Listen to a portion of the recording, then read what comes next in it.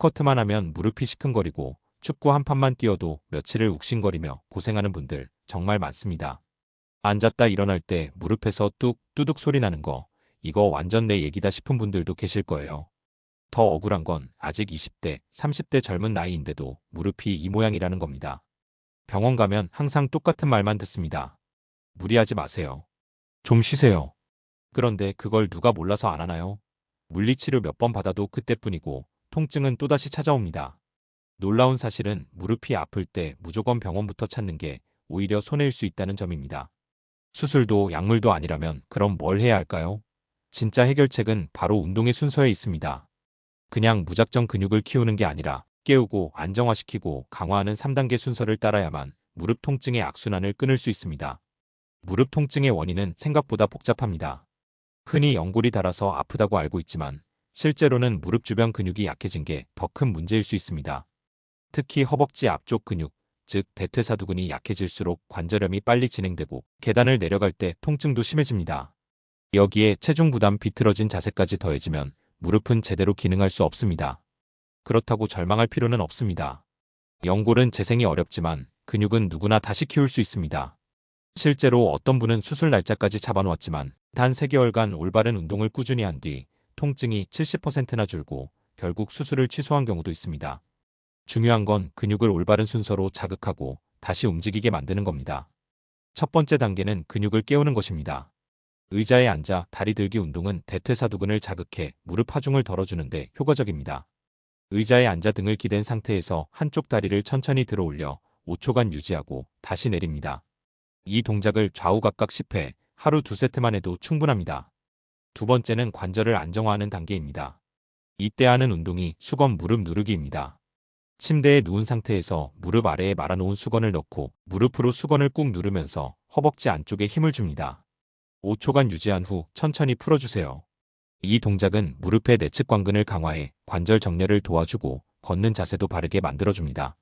세 번째는 근육을 강화하는 단계로 발끝 들기 운동이 있습니다. 벽이나 의자를 짚고 천천히 발 뒤꿈치를 들어 올린 뒤 발끝으로 3초간 선 상태를 유지하세요. 하루 15회씩 2세트만 해도 종아리 근육이 강화되며 무릎 충격도 줄어듭니다. 무엇보다 혈액순환도 좋아져 무릎이 덜 뻣뻣해지고 걸음걸이가 더 부드러워집니다. 하지만 주의할 점도 있습니다. 무조건 많이 한다고 좋은 게 아닙니다. 스쿼트, 쪼그려 앉기, 무릎 꿇기 같은 동작은 오히려 무릎 연골을 빠르게 닳게 만들 수 있습니다. 특히 스쿼트는 무릎에 직접적인 압력을 가하기 때문에 통증이 있는 분들에겐 위험할 수 있습니다. 운동 도중 찌릿하거나 꺾이는 느낌, 무릎이 화끈거리는 증상이 나타난다면 즉시 멈추는 것이 좋습니다. 이제 중요한 건 실천입니다. 하루 10분, 20분이 1년 후 내 무릎의 상태를 완전히 바꿔놓을 수 있습니다. 지금 당장은 귀찮고 별 효과 없어 보일 수 있지만 꾸준히 반복하면 분명히 내 무릎이 달라졌다는 걸 느끼게 될 겁니다. 다시 걷고 다시 운동하고 다시 삶을 즐길 수 있는 그날까지 절대 포기하지 마세요. 늦은 게 아니라 지금 시작하면 되는 겁니다. 스쿼트만 해도 무릎이 시큰거리고 평소엔 괜찮다가도 축구나 등산 한 번 하고 나면 며칠을 못 걷겠는 분들 많죠. 무릎에서 뚝뚝 소리 나고 계단만 보면 괜히 피하게 되는 그 느낌.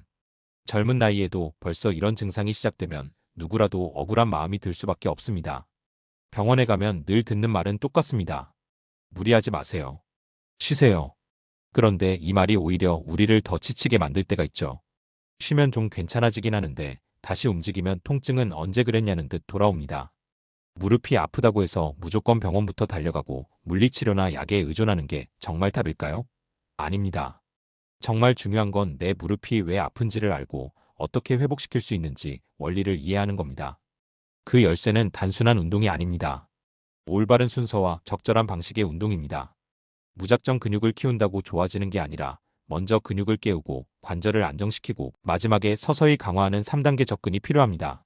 무릎은 우리가 걷고 뛰고 앉고 서는 거의 모든 움직임에 관여합니다. 그런데 많은 분들이 무릎이 아프면 연골이 닳아서라고만 생각합니다. 물론 그것도 맞는 말이지만 실제 더 큰 문제는 무릎 주변 근육이 약해진 데 있습니다. 허벅지 앞쪽 근육, 엉덩이 근육, 종아리 근육은 무릎 관절에 가해지는 충격을 줄여주는 완충장치 같은 역할을 합니다. 근육이 약해지면 무릎이 충격을 고스란히 받아야 하고 결국 통증이 생기게 됩니다. 운동을 한다고 무조건 좋은 건 아닙니다. 오히려 운동 때문에 무릎이 망가지는 경우도 많습니다. 특히 깊이 앉는 스쿼트, 갑작스러운 점프, 무거운 아령 운동은 무릎에 강한 압박을 줍니다. 쪼그려 앉거나 무릎을 꿇고 오래 있는 습관도 무릎 관절에 비정상적인 하중을 가해 연골 마모를 가속화시킵니다. 운동 도중 찌릿하다, 무릎이 꺾이는 느낌이다, 열감이 느껴진다는 등의 감각이 있다면 그건 몸이 보내는 분명한 경고입니다. 즉시 멈추는 것이 정답입니다. 무릎 통증을 줄이고 건강을 회복하려면 천천히, 안전하게, 꾸준히 실천해야 합니다. 처음엔 걷기나 실내 자전거, 의자에 앉아 다리 들기 같은 가벼운 동작부터 시작하세요. 그리고 점차 허벅지, 엉덩이, 종아리 근육을 골고루 단련하면서 무릎이 스스로 안정적으로 버틸 수 있도록 돕는 것이 중요합니다. 이때 관절 유연성도 함께 키우면 관절 내부 윤활이 활발해져 무릎의 뻣뻣함과 통증도 함께 줄어듭니다. 일상 습관도 함께 바꿔야 합니다. 쪼그려 앉는 자세, 무릎 꿇고 일하기, 무거운 물건 들기, 다리 꼬기 등은 모두 무릎 건강에 해로운 자세입니다. 여기에 체중이 늘어나면 무릎에 실리는 하중은 배로 증가하게 됩니다. 1kg만 늘어도 무릎에는 45kg의 부담이 더해지기 때문에 식습관 조절과 체중 관리도 매우 중요합니다. 무릎 건강은 단기간의 노력으로 회복되는 것이 아닙니다.